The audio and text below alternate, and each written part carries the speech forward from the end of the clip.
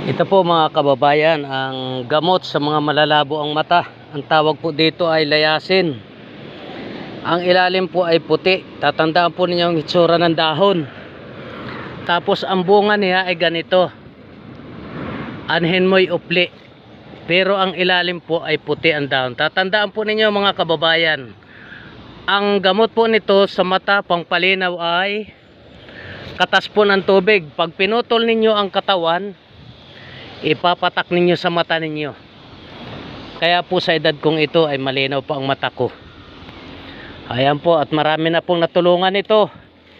Bagamat ito ay parang hinaharang tayo ng mga problema ng mga doktor dahil hindi nila matanggap na mayroong kalaban sa gamot.